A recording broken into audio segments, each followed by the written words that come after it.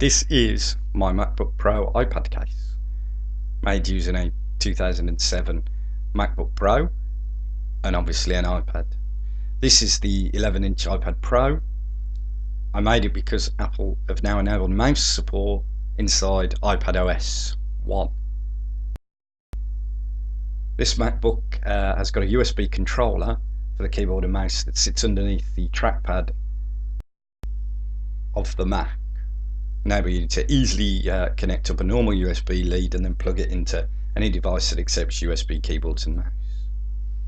The mouse pointer on here is a bit like the one that you see on the Amazon Kindle with the big round bit, and you just have to get that over what you want to select.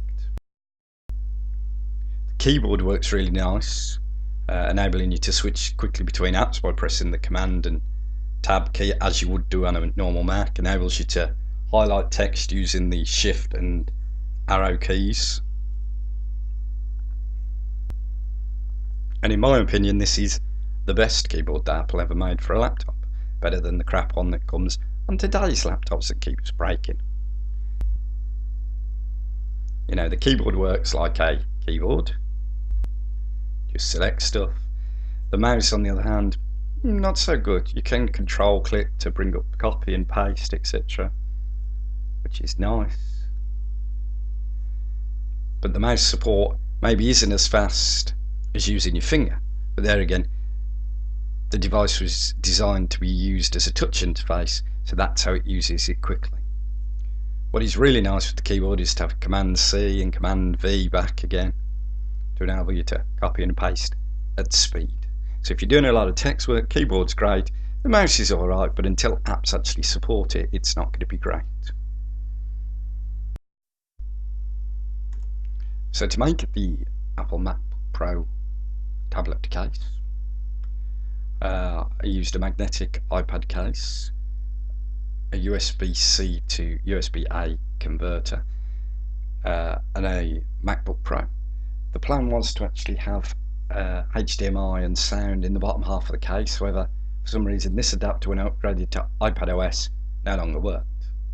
So first off, I had to take all the parts outside the case, which was nice and easy, just undoing all the screws. And because it was a broken MacBook, it didn't matter that I just literally ripped them out of the case. So then once everything's out of the case, it's nice and empty. The only thing I might have done differently was actually add some weight in the bottom case, because that doesn't always help. The LCD was a bit of a pain to get out. It seemed to be stuck in, but again it was already broken, so that was easy to rip out. I then decided to put some black felt in on the back of the display panel. Then I glued the case into place. It's fine. Next up is the keyboard and mouse combination. And this is a simple task. You've got the normal 4 wires from USB cable, red, black, white and green.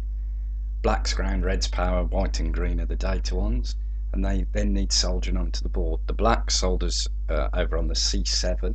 There's a V plus for the red one, and then the green is next to the red, and then the white is just further down, as you can see from this enlarged shot.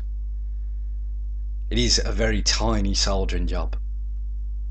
After that, I put the cable up through the display hole where the display cable had come.